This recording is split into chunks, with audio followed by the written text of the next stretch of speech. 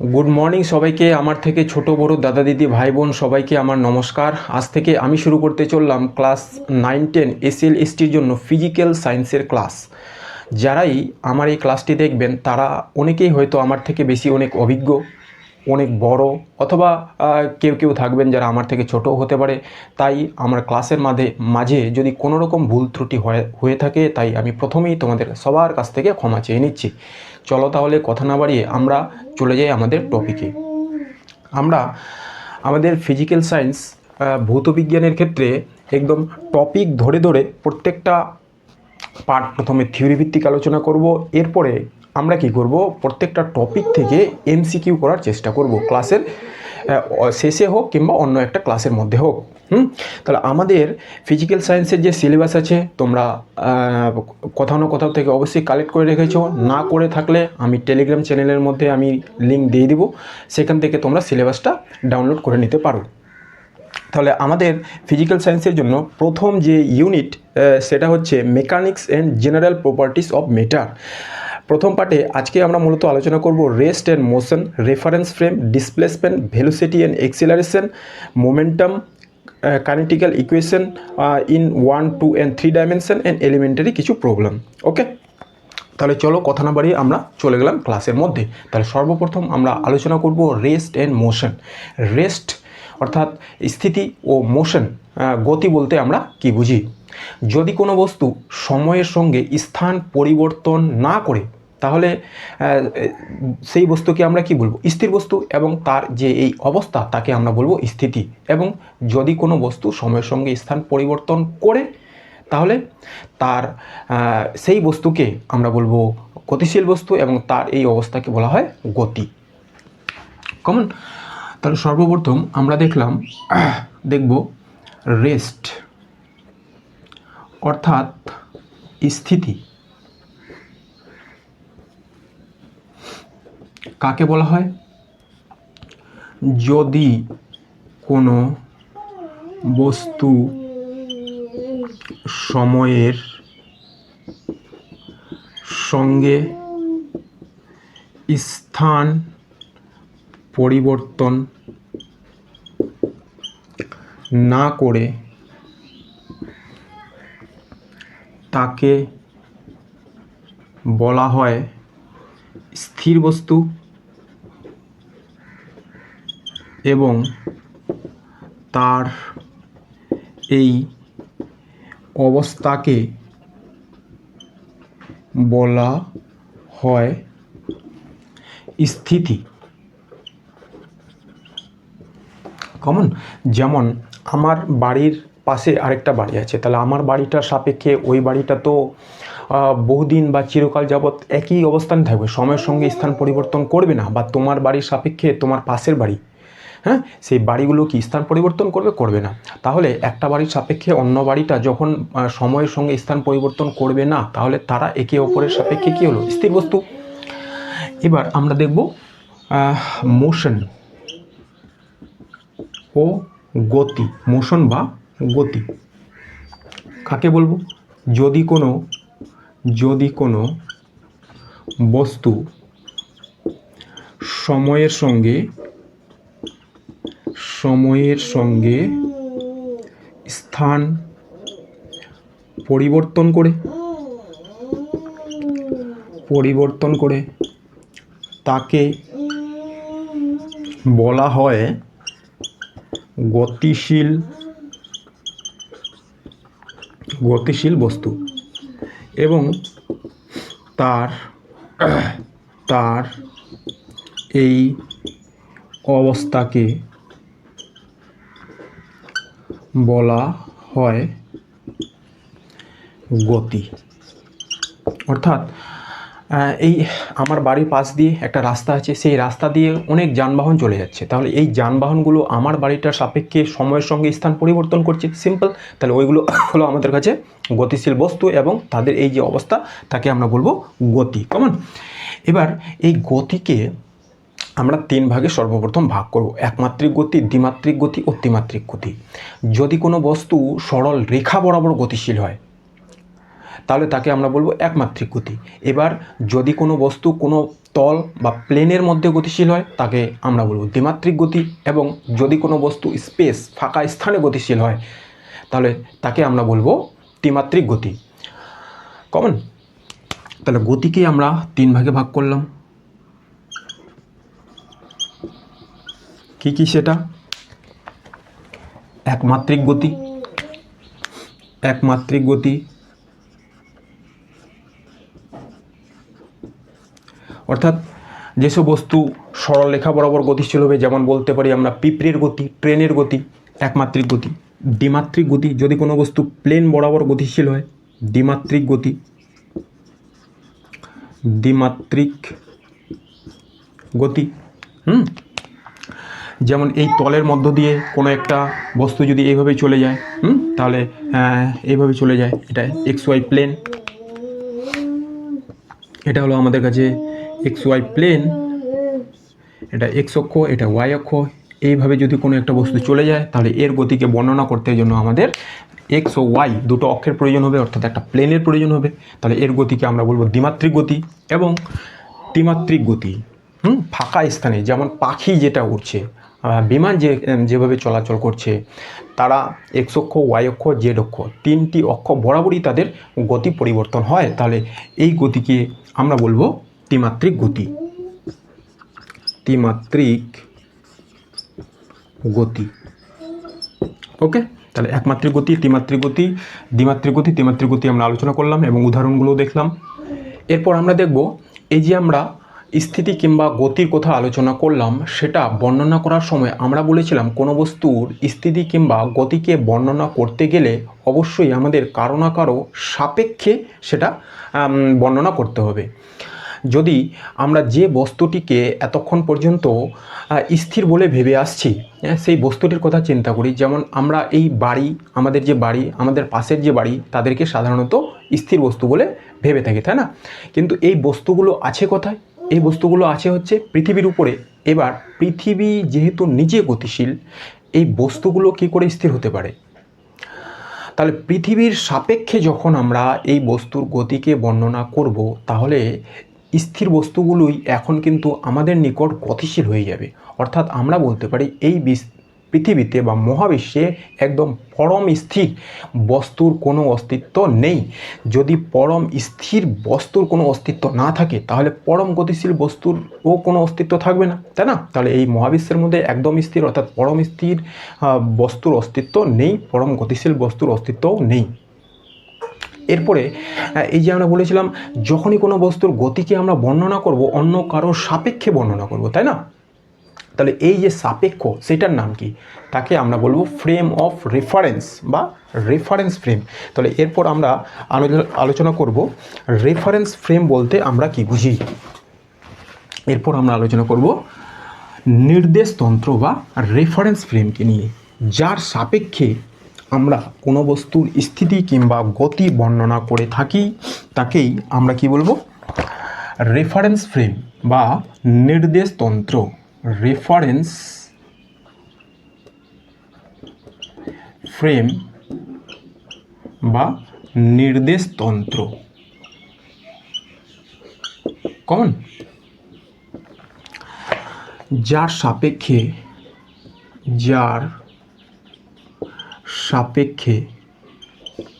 কোনো বস্তুর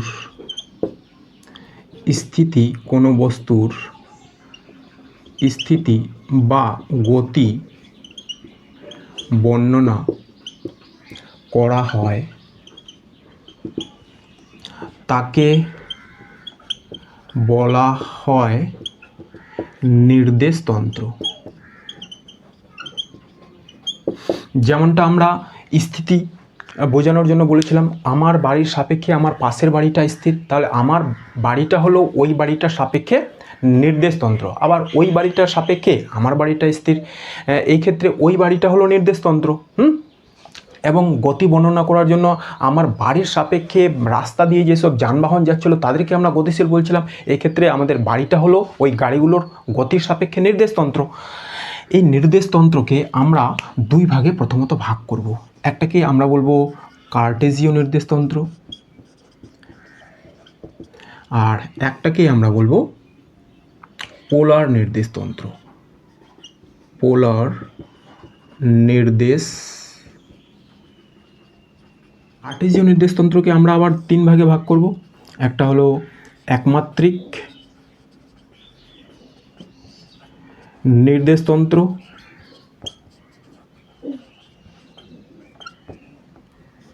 দ্বিমাত্রিক নির্দেশতন্ত্র,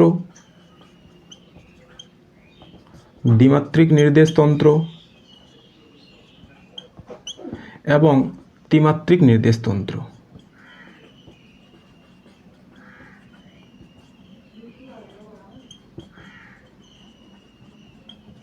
কমন।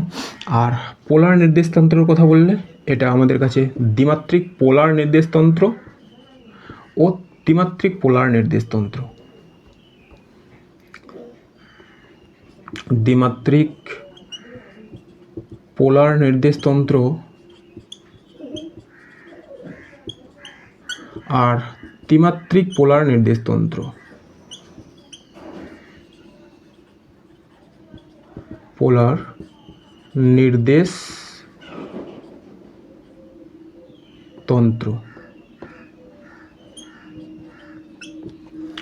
এটা হচ্ছে আমাদের কার্টেজীয় ও পোলার নির্দেশতন্ত্রের প্রকারভেদ। এবার আমরা দেখব একমাত্রিক কার্টেজীয় নির্দেশতন্ত্র কাকে বলা হয়। যদি কোনো বস্তুর গতিকে বর্ণনা করার জন্য শুধুমাত্র আমাদের একটি অক্ষ অর্থাৎ এক্স অক্ষের প্রয়োজন হয়, তাহলে সেই ধরনের নির্দেশতন্ত্রকেই আমরা বলবো কার্টেজীয় একমাত্রিক নির্দেশতন্ত্র। যেমন সরল রেখা বরাবর গতিশীল কোনো পিঁপড়ের গতিকে বর্ণনা করার জন্য আমাদের শুধুমাত্র ও এক্স এই অক্ষটির প্রয়োজন পড়বে, তাহলে এটাকে আমরা বলবো কার্টেজীয় একমাত্রিক নির্দেশতন্ত্র। দ্বিমাত্রিক নির্দেশতন্ত্র কাকে বলবো? যদি কোনো বস্তুর গতিকে বর্ণনা করার জন্য আমাদের এক্স ওয়াই দুটি অক্ষের প্রয়োজন হয়, তাহলে তাকেই আমরা বলবো দ্বিমাত্রিক কার্টেজীয় নির্দেশতন্ত্র। কমন। আর এটা ত্রিমাত্রিক হবে, এটা ত্রিমাত্রিক কার্টেজীয় নির্দেশতন্ত্র। অর্থাৎ যদি কোনো বস্তু কোনো প্লেন বরাবর গতিশীল হয়, তাহলে ধরলাম বস্তুটা কোনো এক মুহূর্তে এভাবে যাত্রা করে পি বিন্দুতে এসে উপস্থিত হলো, তাহলে এই মুহূর্তে তার অবস্থানকে আমরা এক্স কমা ওয়াই এভাবে প্রকাশ করে থাকি। এক্স কমা ওয়াই, এটা হলো তার এক্স দূরত্ব এবং এটা হলো ওয়াই দূরত্ব। এটা হলো এক্স, এটা হলো এক্স এবং এটা হলো ওয়াই। এবার মূলবিন্দু হচ্ছে ও, এটা এক্স অক্ষ, এটা ওয়াই অক্ষ। কমন। মূলবিন্দু থেকে তার যে দূরত্ব, এই যে দূরত্ব সেটাকে আমরা বলে থাকি আর। তাহলে এই কার্টেজীয় দ্বিমাত্রিক নির্দেশতন্ত্রে এক্স ওয়াই এবং আর এর মধ্যে একটা সম্পর্ক আছে। ট্রায়াঙ্গেল ও এ পি একটা সমকোণী ত্রিভুজ। এই সমকোণী ত্রিভুজের ক্ষেত্রে এই অতিভুজ, এই যে দূরত্বটা, সেটা আমরা সহজেই বের করতে পারি, তাই না? তাহলে আর সমান সমান কী হবে? রুট ওভার ভূমি স্কোয়ার প্লাস লম্ব square x square plus Y square. এই গেল কার্টেজীয় দ্বিমাত্রিক নির্দেশতন্ত্রের বর্ণনা। এবার ত্রিমাত্রিক নির্দেশতন্ত্র, যদি কোনো বস্তুর গতিকে বর্ণনা করার জন্য আমাদের এক্স ওয়াই জেড তিনটি অক্ষের প্রয়োজন হয়, তাহলেই তাকে আমরা বলবো কার্টেজীয় ত্রিমাত্রিক নির্দেশতন্ত্র। কার্টেজীয় ত্রিমাত্রিক নির্দেশতন্ত্রে কোনো বস্তুর গতিকে বোঝানোর জন্য, তাহলে ধরলাম কোনো একটা মুহূর্তে বস্তুটা এই অবস্থানে আছে, তাহলে এই বিন্দুর স্থানাঙ্ক পি যদি হয়, তাহলে পি কে আমরা লিখব এক্স কমা ওয়াই কমা জেড। এবং মূল বিন্দু থেকে তার যে দূরত্ব সেটাকে যদি আর বলা হয়, তাহলে এইবার কার্টেজীয় নির্দেশতন্ত্র, কার্টেজীয় ত্রিমাত্রিক নির্দেশতন্ত্রের জন্য আমাদের আর হয়ে যাবে root over x square plus Y square plus Z square. Common.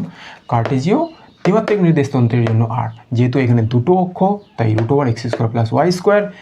এবং কার্টেজীয় ত্রিমাত্রিক নির্দেশতন্ত্রে এটা আর সমান সমান root over x square Y square plus Z square.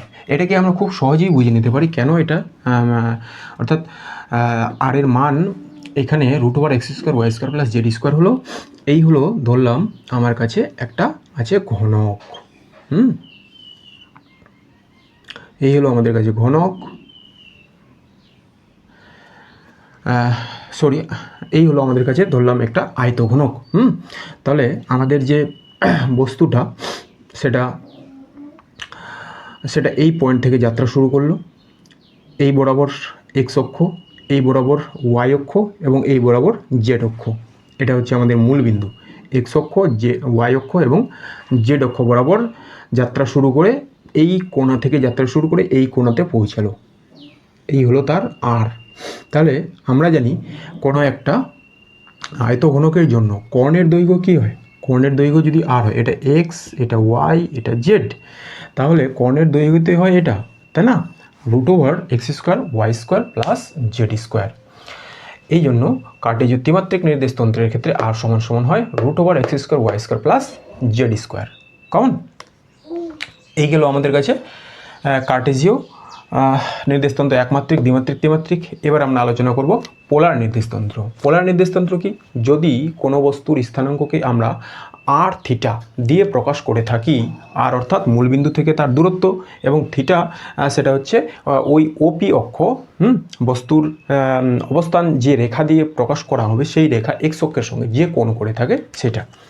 তাহলে পোলার দ্বিমাত্রিক নির্দেশতন্ত্র কি? এই গেল আমাদের কাছে দুটো অক্ষ এক্স ও ওয়াই, কোনো মুহূর্তে বস্তুর অবস্থান হলো পি, সেক্ষেত্রে পোলার দ্বিমাত্রিক নির্দেশতন্ত্রে বস্তুর স্থানাঙ্ককে আমরা আর কমা থিটা দিয়ে প্রকাশ করে থাকি।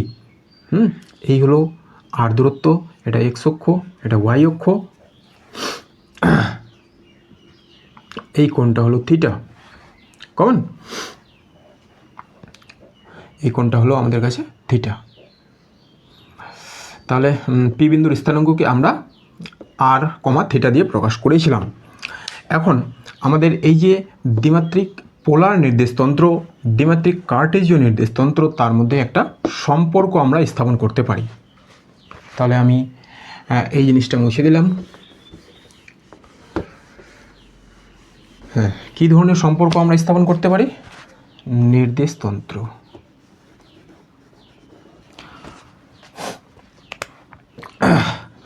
এখান থেকে আমরা বুঝতে পারছি যে আর √x² প্লাস y², তাই না? এবার আমরা কার্টেজীয় দ্বিমাত্রিক নির্দেশতন্ত্রের সাপেক্ষে এই যে দূরত্বগুলো ছিল সেগুলো কী ছিল? এটা ছিল এক্স, এটা ছিল ওয়াই, তাই না? এবার এখান থেকে আমরা কি করব? লিখব সর্বপ্রথম এদের সঙ্গে সম্পর্ক, এক্স ওয়াইয়ের সঙ্গে আর থিটার কী সম্পর্ক সেটা প্রতিস্থাপন করতে চাই। তাহলে আমরা প্রথমে কস থিটা লিখি। কস থিটা সমান সমান কি? ভূমি বাই অতিভুজ। এই দূরত্বটা হলো আর, ভূমি বাই অতিভুজ সেটা হলো এক্স বাই আর, অতএব এক্স = আর কস থিটা। এই গেল আমাদের এক্সের সঙ্গে আর থিটা এর একটা সম্পর্ক। এরপরে যদি আমরা সাইন থিটা লিখি, সাইন থিটা সমান সমান লম্ব বাই অতিভুজ ওয়াই বাই আর, অতএব ওয়াই = আর সাইন থিটা। তাহলে ওয়াই এর সঙ্গে আর থিটার সম্পর্ক হচ্ছে এইরকম। তাহলে যে কোনো দুটো মান জানা থাকলে তৃতীয়টির মান আমরা সহজে বের করতে পারবো। এবং যদি আমরা এই যে আর সমান সমান √x² y² যেটা দ্বিমাত্রিক নির্দেশতন্ত্রের ক্ষেত্রে পেয়েছিলাম, এই সম্পর্কটা থেকেও আমরা সেই মানটা পেয়ে যেতে পারি। এই 1 নম্বর এবং এটাকে 2 নম্বর লিখে যদি আমরা বর্গ করে দিই, x² প্লাস বর্গ করে যোগ করে দিই, তাহলে কি পাবো? r² কমন নিলাম, sin² theta plus cos² theta. এবার sin² থিটা প্লাস cos² থিটার মান কত? 1। অতএব আমরা পেয়ে যাব r² = x² প্লাস y², অতএব r √x² প্লাস y²। তাহলে কার্টেজীয় দ্বিমাত্রিক নির্দেশতন্ত্রে যেটা আমরা অতিভুজের ধর্ম ব্যবহার করে নির্ণয় করেছিলাম, পোলার নির্দেশতন্ত্রের ক্ষেত্রেও আমরা সেটা প্রমাণ করতে পারলাম। এরপরে আমাদের কাছে পোলার ত্রিমাত্রিক নির্দেশতন্ত্র। পোলার ত্রিমাত্রিক নির্দেশতন্ত্রের উদাহরণ ছিল আমাদের সামনে পোলার গোলীয় নির্দেশতন্ত্র। এই পোলার গোলীয় নির্দেশতন্ত্র হলো একটা ত্রিমাত্রিক নির্দেশতন্ত্র। এই পোলার নির্দেশতন্ত্রে কোনো বস্তুর স্থানাঙ্ককে আমরা কীভাবে প্রকাশ করে থাকি, এই হলো আমাদের কাছে পোলার গোলীয় নির্দেশতন্ত্র। এই হলো আমাদের পি বিন্দু, পি বিন্দুর স্থানাঙ্ককে আমরা প্রকাশ করে থাকি, এটা হলো আর থিটা ফাই রূপে, আর থিটা ফাই রূপে। এই হচ্ছে আমাদের ওপি আর, এটা জেড অক্ষের সঙ্গে থিটা কোণ করেছে, এবং পি বিন্দুর যে প্রজেকশন পি ড্যাশ সেটাকে মূলবিন্দু ও এর সঙ্গে যুক্ত করলে সেটা এক্স অক্ষের সঙ্গে ফাই কোণ করে থাকে। কমন? তাহলে এখানে কোনো বিন্দুর স্থানাঙ্ককে আমরা আর থিটা ফাই রূপে প্রকাশ করে থাকি। যদি তোমাদের এই গোলীয় নির্দেশতন্ত্র সম্পর্কে ডিটেলস ভিডিও প্রয়োজন মনে হয় তাহলে আমার যে ক্লাস 11-এর ক্লাসগুলো আছে সেখান থেকে একটু দেখে নিও। হ্যাঁ, আমরা এটাতে আর সময় নষ্ট করলাম না। এরপর আমরা আলোচনা শুরু করছি ডিসপ্লেসমেন্ট অর্থাৎ সরণকে নিয়ে। তার আগে আমরা আলোচনা করে নেব ডিস্টেন্স বা দূরত্ব বলতে আমরা কি বুঝি। কোনো বস্তু মোট যে পথ অতিক্রম করে তাকে বলা হয় দূরত্ব। অর্থাৎ ধরলাম একটা বস্তু এ থেকে বি পর্যন্ত যাবে। এবার এ থেকে বি পর্যন্ত সে এরকম সোজাভাবে যেতে পারে, আবার এইভাবে ঘুরে যেতে পারে, আবার এইভাবে আঁকা বাঁকা পথে যেতে পারে, তাই না? তাহলে এ থেকে বিতে পৌঁছাতে বস্তু যে পথ অতিক্রম করবে তাকে আমরা বলবো দূরত্ব। তাহলে স্যার আমরা ডিসপ্লেসমেন্ট বা সরণ কাকে বলবো? কোনো বস্তু নির্দিষ্ট দিকে যে পথ অতিক্রম করবে তাকে বলা হয় সরণ। অর্থাৎ এক্ষেত্রে দিকটা নির্দিষ্ট রাখতে হবে। এ থেকে বিতে বস্তুটা পৌঁছাবে, তার একটাই দিক বরাবর যে দূরত্ব সেটাকে আমরা বলবো সরণ। তাহলে এটাকে আমরা বলতে পারি সরণ। কমন? তাহলে সরণ আমরা কাকে বলবো? কোনো বস্তু নির্দিষ্ট দিকে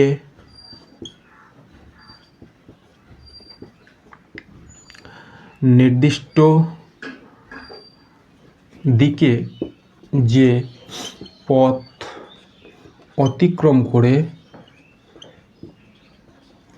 তাকে বলা হয় সরণ।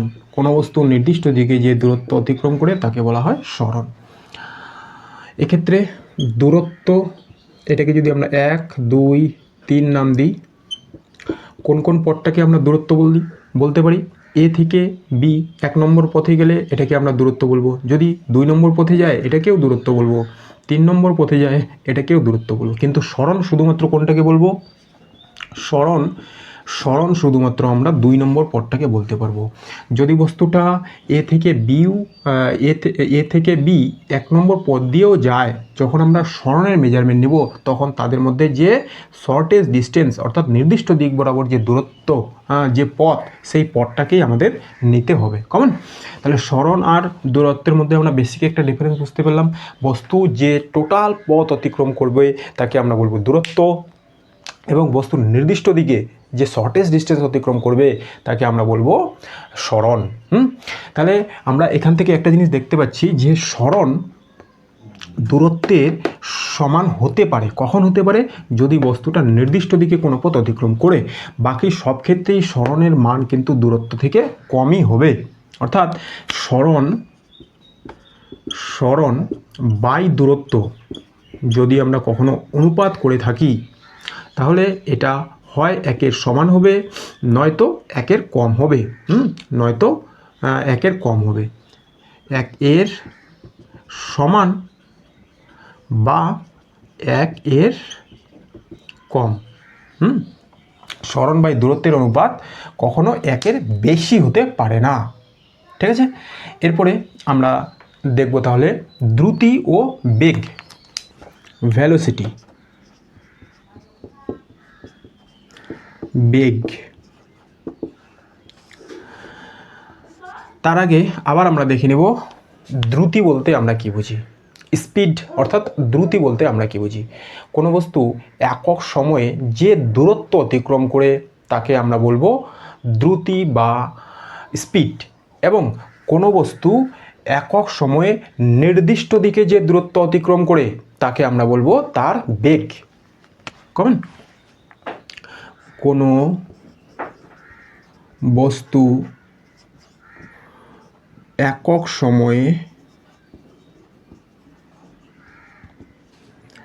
সময়ে নির্দিষ্ট দিকে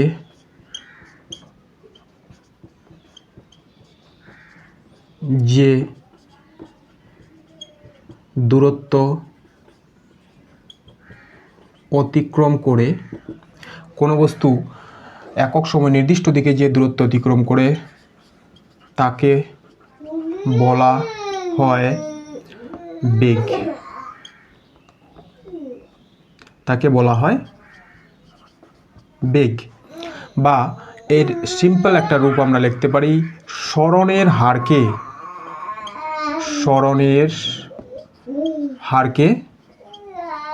বেগ বলা হয়। এই বেগকে আমরা ভি অক্ষর দিয়ে প্রকাশ করি। ভি সমান সমান সরণ বাই সময়, V equal to S by টি।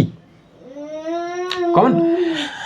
আর আমরা দ্রুতি কাকে বলেছিলাম? কোনো বস্তু একক সময়ে যে দূরত্ব অতিক্রম করে। এখানে শুধুমাত্র নির্দিষ্ট দিক কথাটি লেখা থাকবে না। দ্রুতি কাকে বলবো? কোনো বস্তু একক সময়ে যে দূরত্ব অতিক্রম করে তাকে বলা হয় দ্রুতি। এবং বেগ কাকে বলবো? কোনো বস্তু একক সময়ে নির্দিষ্ট দিকে যে দূরত্ব অতিক্রম করবে তাকে আমরা বেগ বলবো, অথবা সরণের হারকেও আমরা বেগ বলে থাকি। বেগের ইউনিট কি হবে?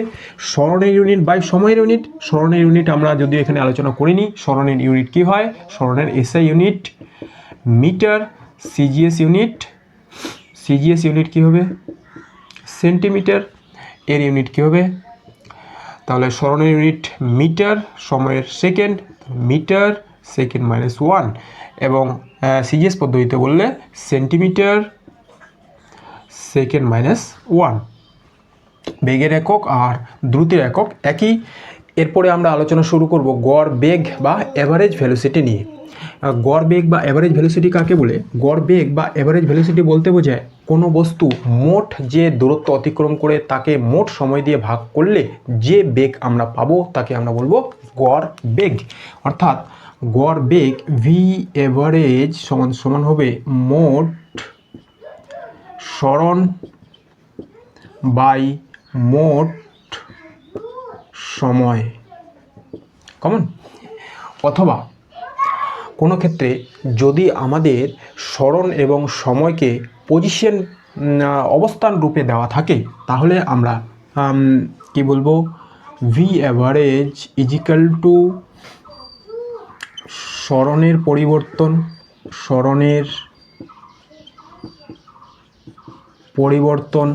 বাই সময়ের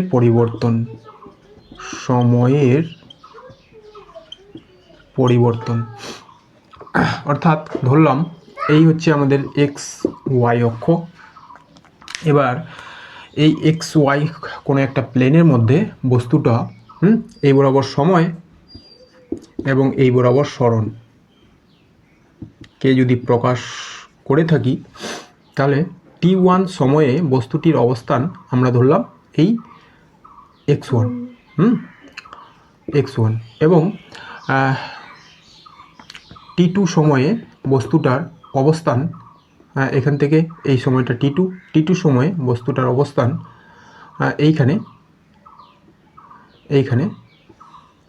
এটাকে বললাম x1 এবং এটা হলো আমাদের x2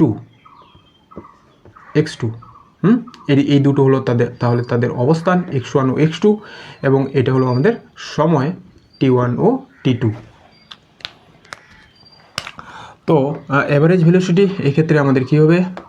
অবস্থান সরণের পরিবর্তন x2 মাইনাস x1 এবং সময়ের পরিবর্তন t2 মাইনাস t1, অর্থাৎ এইটুকু সময়ে বস্তু কতটা পথ অতিক্রম করেছে x2 মাইনাস x1।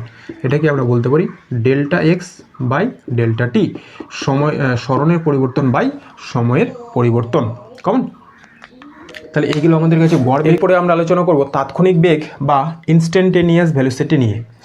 কোনো বস্তু খুবই ক্ষুদ্র সময়ের ব্যবধানে যে দূরত্ব অতিক্রম করে তাকেই বলা হয় তার তাৎক্ষণিক বেগ বা ইনস্ট্যান্টেনিয়াস ভেলোসিটি।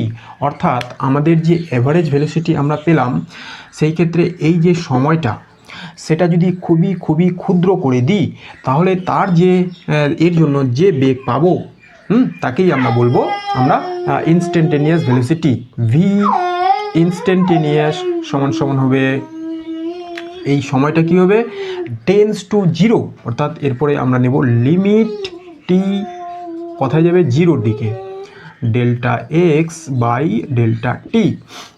এবার t tends to 0 dx by dt একে আমরা প্রকাশ করতে পারি ডিএস বাই ডিটি দিয়ে। অর্থাৎ তাহলে কোনো বস্তুর তাৎক্ষণিক বেগ বের করার জন্য আমাদের যে বস্তুর সরণ তার ডিফারেন্সিয়েশন করলে আমরা পেয়ে যাব তার ইনস্ট্যান্টেনিয়াস ভেলোসিটি।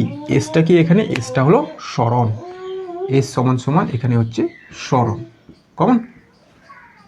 আবার এই যে ডিএস বাই ডিটি অথবা আমাদের ডেল্টা এক্স বাই ডেল্টা টি, এই দুটোকে আবার আমরা বলতে পারি নতি। এটা সমান সমান হয় টেন থিটা, কমন।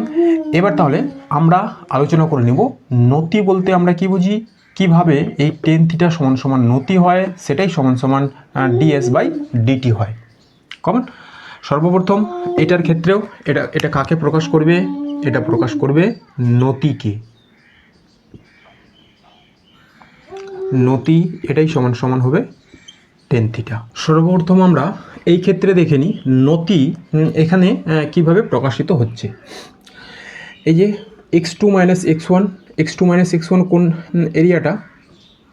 এটা হলো আমাদের এক্স ওয়ান, আর এই সম্পূর্ণটা হলো এক্স টু।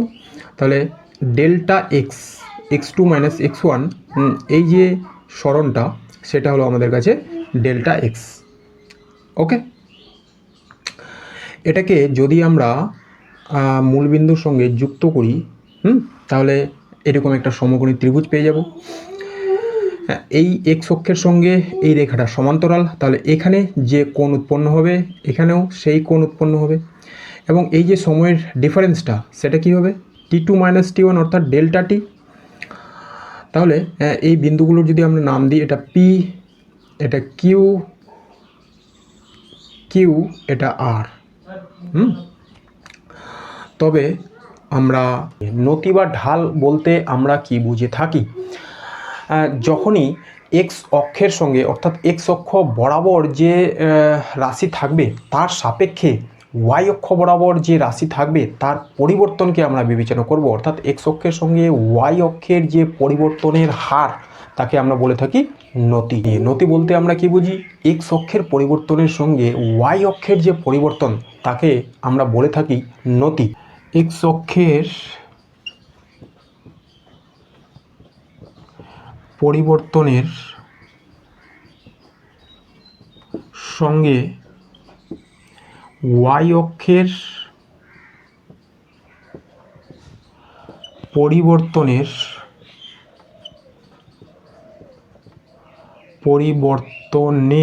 হারকে বলা হয় নতি বা ঢাল।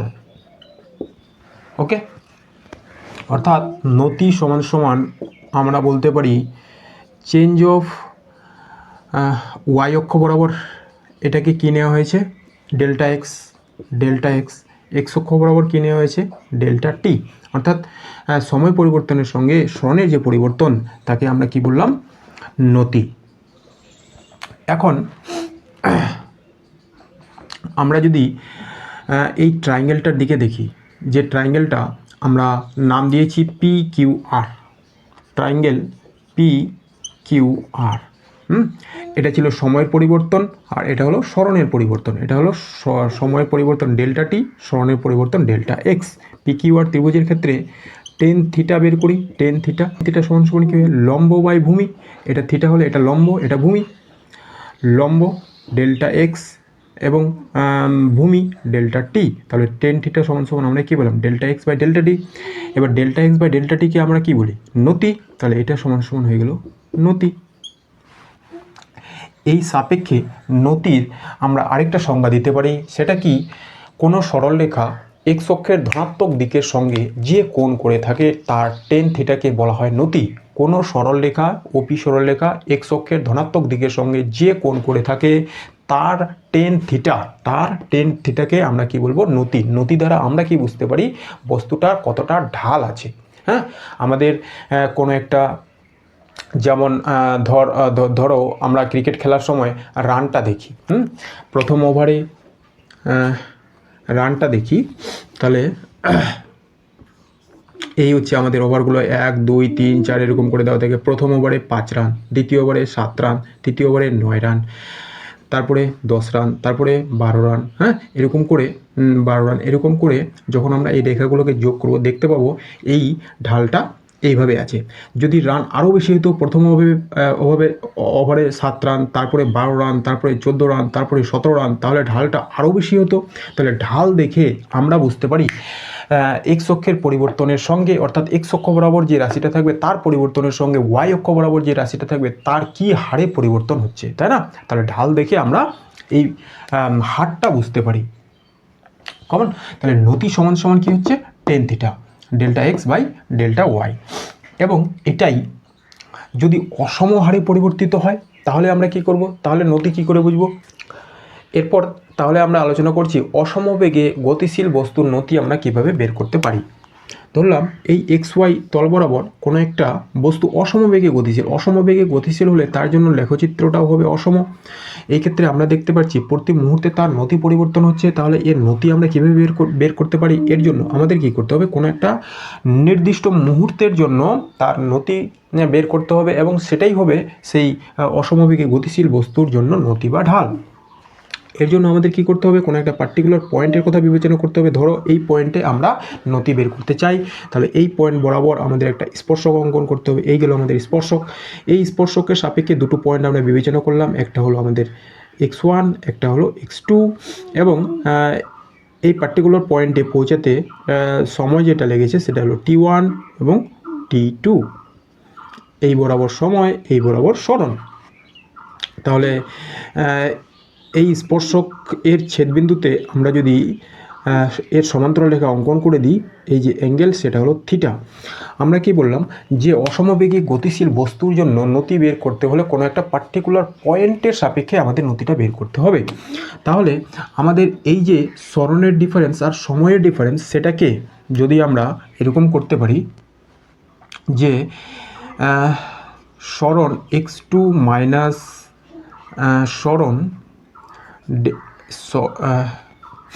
সরণ যেটা x2 মাইনাস x1 আর সময় যেটা t2 মাইনাস t1, এই যে সময়টা, সেই সময় গ্যাপটাকে কমাতে কমাতে কমাতে এত ছোট করে দেব যে সেটা টেন্স টু 0 হয়ে যাবে। তাহলে আমাদের এই যে সরণের গ্যাপটা x2 মাইনাস x1 সেটা কমতে কমতে কমতে এরকম পার্টিকুলার কোনো পয়েন্টে চলে আসবে। এবার আমরা এটাকে বোঝার জন্য একটু জুম করে বড় করে ভাবতে পারি যে এই পয়েন্টটাকে বড় করে দেখানো হয়েছে। আসলে x2 মাইনাস x1 এর যে ডিফারেন্স সেটা খুবই খুবই কম, কারণ t2 মাইনাস t1 এর ডিফারেন্স খুবই কম।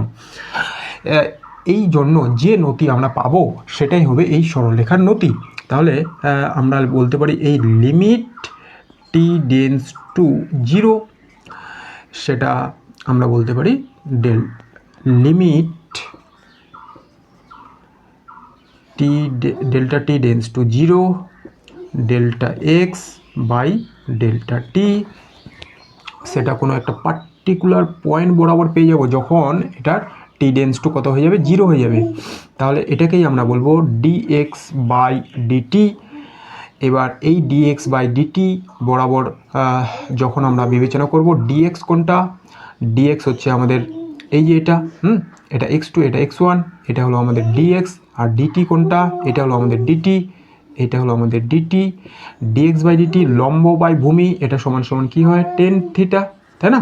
তাহলে আমরা যেটা লিখেছিলাম ds by dt tan theta, এটা আমাদের কাছে প্রমাণিত। তো আমরা দেখতে পেলাম যে কোনো বস্তুর ক্ষেত্রে যখনই আমরা তাৎক্ষণিক গতিবেগ বের করব, তখন আমাদের কি করতে হবে? এর অবকলন করতে হবে। টেন থিটা বা নতি বের করব, তাহলে আমাদের যে সরণের রাশিমালা দেওয়া থাকবে সেটার অবকলন করলেই আমরা পেয়ে যাব তাৎক্ষণিক বেগ। কমন? ঠিক আছে, তাহলে এরপর আমরা আলোচনা শুরু করছি ত্বরণ নিয়ে। বেগ বৃদ্ধির হারকেই আমরা কি বলি? ত্বরণ। এবং বেগ হ্রাসের হারকে আমরা বলি মন্দন। ত্বরণ কাকে বলবো? বেগ বৃদ্ধির হারকে বলা হয় ত্বরণ। ত্বরণের একক কি হবে? ত্বরণ a সমান সমান ডেল্টা ভি বেগ বৃদ্ধি বাই সময়, বেগের একক বাই সময়ের একক, তাহলে এটা হয়ে যাবে মিটার সেকেন্ড মাইনাস 2। এটা হলো এসআই পদ্ধতিতে। আর সিজিএস পদ্ধতিতে বললে সেন্টিমিটার সেকেন্ড মাইনাস 2। এরপর আমরা দেখে নেব গড় ত্বরণ। গড় ত্বরণ বলতে আমরা কি বুঝি? গড় ত্বরণ এ এভারেজ মোট বেগ পরিবর্তন বাই মোট সময় পরিবর্তন, এটাকে আমরা বলবো ত্বরণ। ধরলাম এই দিক বরাবর আমরা প্রকাশ করব এবার বেগ ভিকে, এদিক বরাবর সময়কে, এটা এক্স অক্ষ, এটা ওয়াই অক্ষ। t1 সময়ে বেগ v1, t2 সময়ে বেগ v2, এই রেখাটা আমরা যুক্ত করে দিলাম। তাহলে বেগ পরিবর্তন v2 মাইনাস v1, এটাকে আমরা বলবো ডেল্টা ভি, এবং সময় পরিবর্তন এটা সময় t1, এটা সময় t2, এদিক বরাবর সময় t, সময় পরিবর্তন ডেল্টা t। এটা হলো আমাদের v1, এটা হলো ডেল্টা t। এই কোণটা থিটা হলে এই কোণটাও হবে থিটা। ওকে, এটার নাম দিয়ে দিলাম আমরা পি কিউ আর। ওকে, তাহলে বেগ পরিবর্তন কি? Delta V. বেগ পরিবর্তন v2 মাইনাস v1 বাই সময় পরিবর্তন t2 minus t1 delta V by delta T. এইটা গেল আমাদের গড় ত্বরণ। কার সাপেক্ষে? অবস্থান ভেক্টরের সাপেক্ষে, কোনো অবস্থানের সাপেক্ষে। এটা হলো আমাদের গড় ত্বরণ। আচ্ছা, এরপরে আমরা দেখব তাৎক্ষণিক ত্বরণ। তাৎক্ষণিক ত্বরণ কাকে বলে? খুব ক্ষুদ্র সময়ের জন্য বেগ পরিবর্তনের যে হার, তাকে আমরা বলবো তাৎক্ষণিক ত্বরণ। এই ক্ষেত্রে আমাদের আবার আগের মতোই লিমিট টি টেন্ডস টু কত করতে হবে? 0। তাহলে আমরা ডিভি বাই ডিভি, আচ্ছা ডেল্টা ভি বাই ডেল্টা টি, এটাকে আমরা লিখতে পারবো ডিএস বাই ডিটি সমান সমান, এটা সমান সমান আমরা কি পেয়েছিলাম? নতি, এটা সমান সমান টেন থিটা। খুবই ক্ষুদ্র সময়ের জন্য বেগের যে পরিবর্তন, তাকে আমরা বলে থাকি তাৎক্ষণিক ত্বরণ। এবং এই ডিএস বাই ডিটি করলে আবার আমরা পেয়ে যাই নতি। তাহলে যে আমাদের সময় t2 t1, সময়ের যে পরিবর্তন t2 মাইনাস t1, এটাকে যদি কমাতে একদম t টেন্ডস টু 0 করে দিই, তাহলে এই যে বেগের যে পরিবর্তন v, সেটাও কমবে, বেগের পরিবর্তনটাও কমবে। তাহলে বেগের পরিবর্তনটা কোনো একটা পয়েন্টে চলে আসবে, এই বরাবর পয়েন্টে চলে আসবে। এই পার্টিকুলার সময়ের যে বেগ, সেটাকেই আমরা বলবো তাৎক্ষণিক বেগ, যখন টি টেন্ডস টু কত হয়ে যাবে? 0। এবার আমরা আলোচনা করে নেব অসমত্বরণে গতিশীল কোনো বস্তুর জন্য বেগ সময় লেখচিত্রের প্রকৃতি থেকে কিভাবে আমরা নতি নির্ণয় করতে পারি। এই হলো আমাদের কাছে এক্স অক্ষ, এই হলো আমাদের কাছে ওয়াই অক্ষ। এবার বস্তু যদি অসমত্বরণে গতিশীল হয়, তাহলে তার বেগ সময় লেখচিত্রের প্রকৃতি হবে অসম। তাহলে এই ক্ষেত্রে আমাদের নতি বের করতে হলে কি করতে হতো? কোনো একটা পার্টিকুলার পয়েন্টে আমরা কি অঙ্কন করব? স্পর্শক অঙ্কন করব। এই স্পর্শকের সাপেক্ষে দুটো পয়েন্ট আমরা বিবেচনা করব। ধরলাম t1 সময়ে বেগ হলো v1 এবং t2 সময়ে বেগ হলো v2, এবং এই ও এক্স, এটা ও, এটা এক্স, এটা ওয়াই, ও এক্স এর সমান্তরাল রেখা অঙ্কন করব। এই সমান্তরাল রেখা স্পর্শকের সাথে যে কোণ করে, সেই কোণটা হলো থিটা। এবার আমরা জানি যে অসম বেগে গতিশীল কোনো বস্তুর ক্ষেত্রে নতি বের করতে হলে কোনো একটা পার্টিকুলার পয়েন্টে আমাদের নতিটা বের করতে হবে।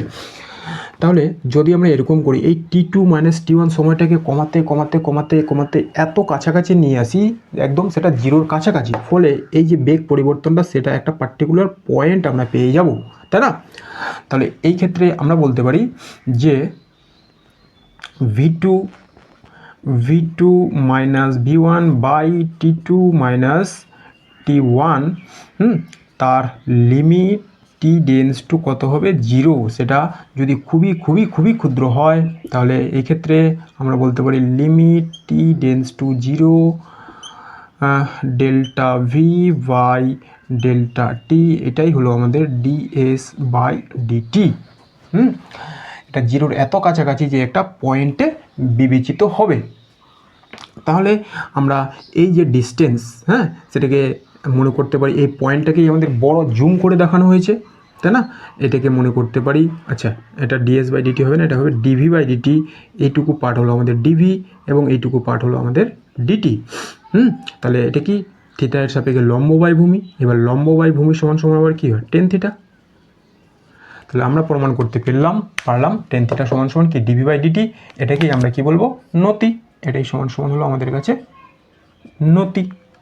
ঠিক আছে, অর্থাৎ আমরা বলতে পারি যখনই আমরা তাৎক্ষণিক ত্বরণ বের করব তার ডিফারেন্সিয়েশন করে দিলেই আমরা পেয়ে যাব তাৎক্ষণিক ত্বরণ। হ্যাঁ, এরপরে আমাদের আছে ভর বেগ, মোমেন্টাম। ভর ও বেগের সমন্বয়ে কোনো বস্তুতে যে ধর্মের সৃষ্টি হয় তাকে আমরা কি বলি, ভরবেগ, মোমেন্টাম।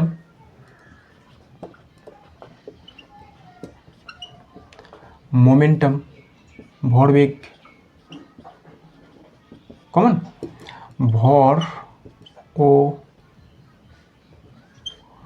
বেগের সমন্বয়ে কোনো বস্তুতে যে ধর্মের সৃষ্টি হয় তাকে বলা হয় ভরবেগ। ওকে, ভরবেগকে আমরা পি অক্ষর দিয়ে প্রকাশ করে থাকি। এর একক কী হবে, এসআই একক কী হবে, ভর আর বেগের একক, ভরের একক কেজি আর বেগের একক মিটার পার সেকেন্ড। আর সিজিএস পদ্ধতিতে বললে ভরের একক গ্রাম আর আমাদের বেগের একক centimetre per second. KG metre per second আর gram centimetre per second. Okay, এরপরে তাহলে আমরা আলোচনা শুরু করতে চললাম কাইনেটিক্যাল ইকুয়েশন 1, 2 and 3 ডাইমেনশন। আমরা জানি যে একমাত্রিক গতি তো আমরা আগেও পড়ে এসেছি, তাই না? তাহলে একমাত্রিক গতির ক্ষেত্রে কাইনেটিক ইকুয়েশনের আমাদের কনস্ট্যান্ট এক্সিলারেশনের জন্য 3টা ফর্মুলা আছে। কি সেগুলো বিস্তারিত আমি আর আলোচনা করছি না। তাহলে আমরা লিখব একমাত্রিক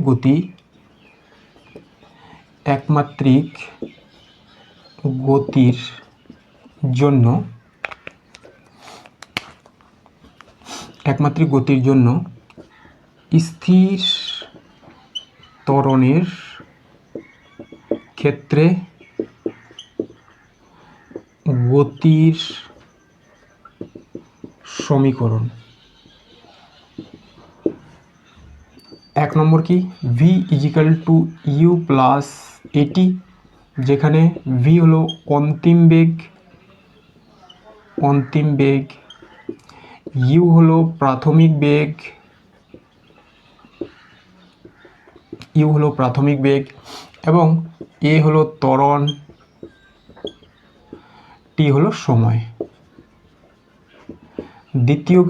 দ্বিতীয় আমাদের আছে v square equal to you square plus 2as, যেখানে ভি ইউ এ এস সবগুলোর নাম বলা আছে। 3 নম্বর হলো কি S equal to UT plus half A T square, S UT A, হ্যাঁ আচ্ছা এসটা বলা নেই, এসটা হলো সরণ। এই গেল আমাদের একমাত্রিক গতির জন্য এই 3টি সমীকরণ। এবার আরেকটা ছিল, সেটা হচ্ছে নির্দিষ্ট সময়ে অতিক্রান্ত দূরত্ব, s n equal to you plus half a 2n - 1, যেখানে এন হলো নির্দিষ্ট সময়।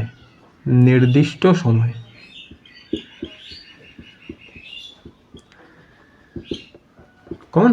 এই গেল একমাত্রিক গতির জন্য স্থির ত্বরণের ক্ষেত্রে আমাদের গতির 3টা সমীকরণ। এবার এই গতির সমীকরণগুলোকে আমরা দ্বিমাত্রিক গতির জন্য সেমভাবে ব্যবহার করতে পারি। শুধু ডিফারেন্স কোথায় আসবে সেই ডিফারেন্সটা আগে আমরা বুঝে নিই, তারপরে দ্বিমাত্রিক ও ত্রিমাত্রিক গতির জন্য আমি এই সমীকরণগুলোকে একবার করে আবার লিখে দিব। এবার আমরা আলোচনা শুরু করতে চললাম দ্বিমাত্রিক ও ত্রিমাত্রিক গতি নিয়ে। একমাত্রিক গতিতে গতিশীল কোনো বস্তুর অবস্থান বা অবস্থান পরিবর্তনকে বোঝানোর জন্য আমরা শুধুমাত্র একটা অক্ষের সাহায্য নিয়ে থাকি। ধরলাম একমাত্রিক গতিতে কোনো একটা বস্তু টি ইজিক্যাল টু 0 সময় তার অবস্থান এক্স ইজিক্যাল টু 0, টি ইজিক্যাল টু 2 সেকেন্ডে তার অবস্থান এক্স ইজিক্যাল টু 5।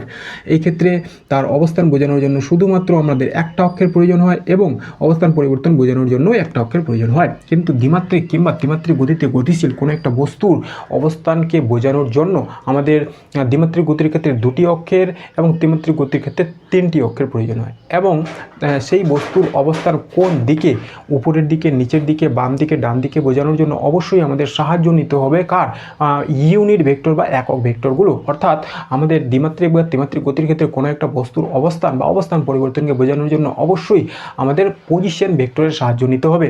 পজিশন ভেক্টরকে আমরা কীভাবে প্রকাশ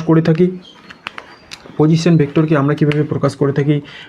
আর পজিশন ভেক্টর সমান সমান x I cap plus y J cap plus z k cap. তাহলে এই হলো আমাদের কাছে দুটো অক্ষ বরাবর দ্বিমাত্রিক নির্দেশতন্ত্র, আর এটা হলো আমাদের কাছে ত্রিমাত্রিক নির্দেশতন্ত্র। এটা এটা হচ্ছে আমাদের এক্স অক্ষ, এটা ওয়াই অক্ষ, এটা এক্স অক্ষ, এটা ওয়াই অক্ষ, এটা জেড অক্ষ। কোনো একটা মুহূর্তে বস্তুটির অবস্থান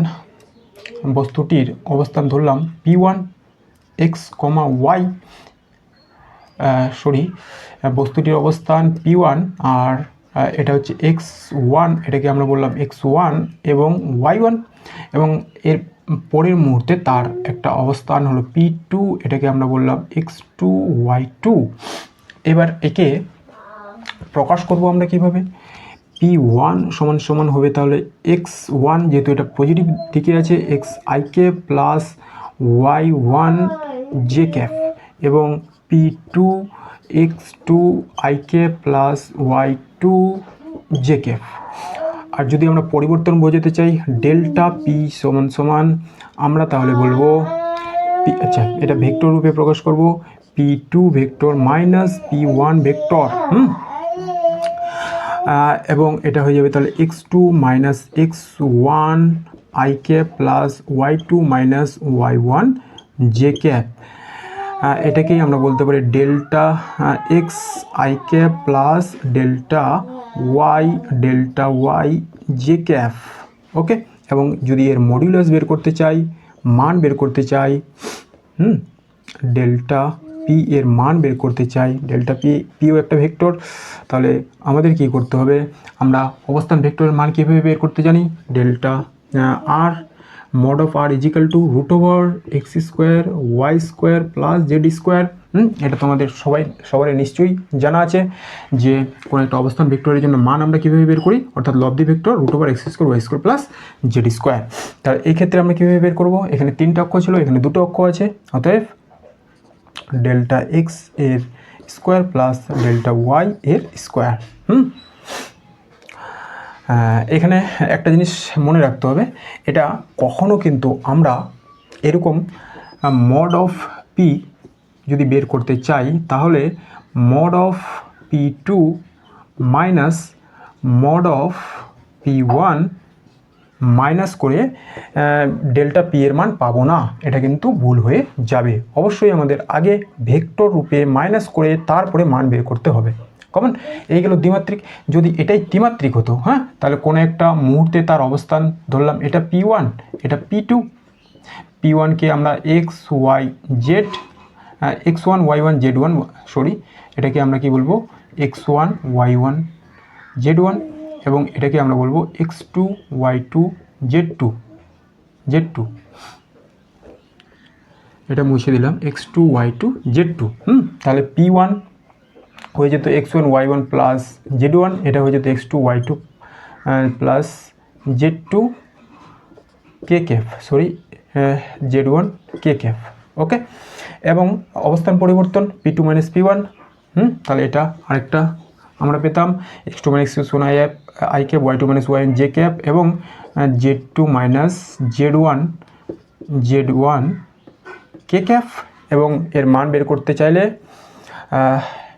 এটা সমান সমান আরেকটা পেতাম ডেল্টা জেড কে ক্যাপ, এবং এটা হতো ডেল্টা জেড কে ক্যাপের স্কোয়ার, এই অনুযায়ী।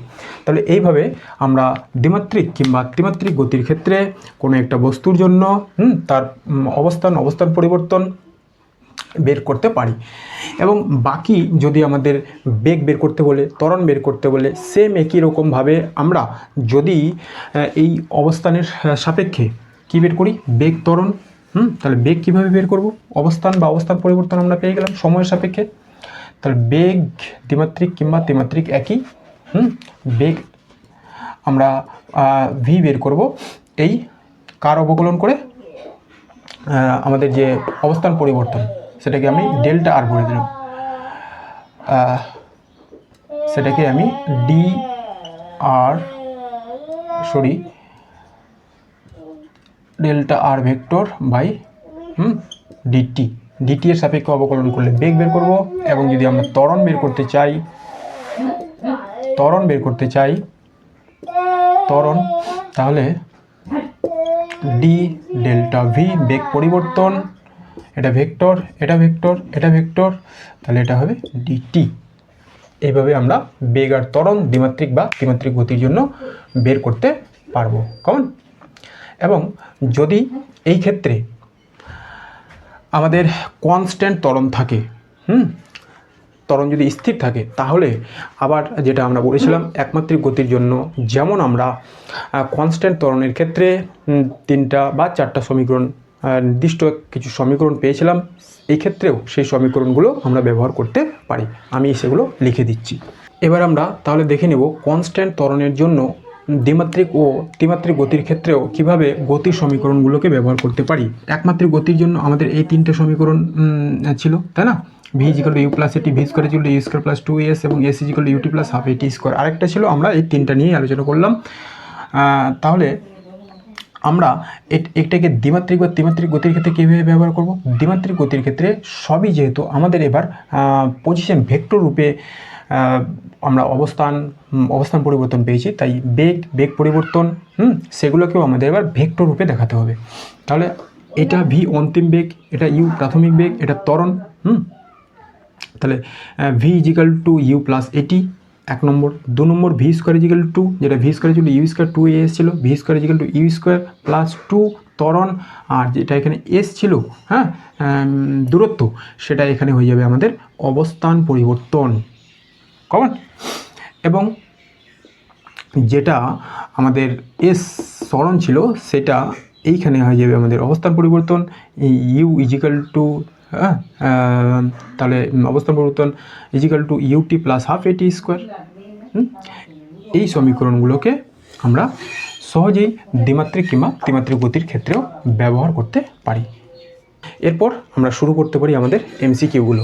চলো কিছু এমসিকিউ এবার আমরা দেখে নিই।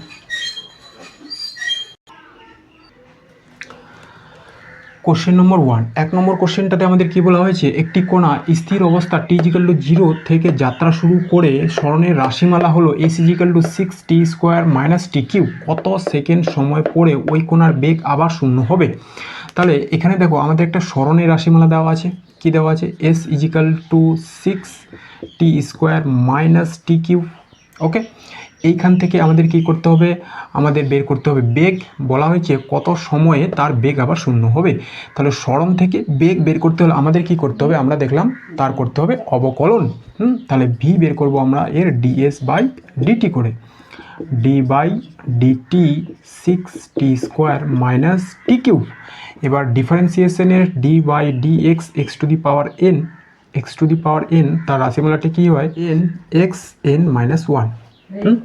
তাহলে এবার বসাবো টি এর সাপেক্ষে 6টা কনস্ট্যান্ট, 6টা বাড়িয়ে গেল। টি স্কোয়ারের ডিফারেন্সিয়েশন করবো, তাহলে এটা টিটা এদিকে আসলো, তারপরে টি 2 মাইনাস 1, আর টি কিউ বের করবো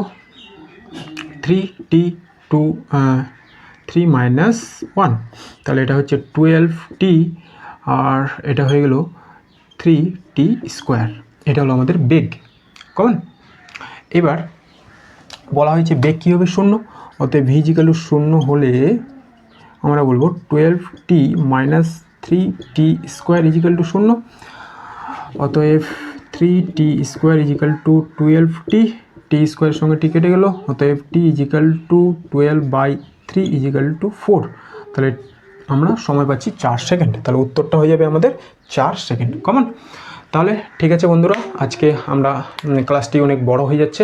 আমি চেষ্টা করব নেক্সট ক্লাসের মধ্যে সব ধরনের এমসিকিউগুলোকে ইনক্লুড করার। ধন্যবাদ।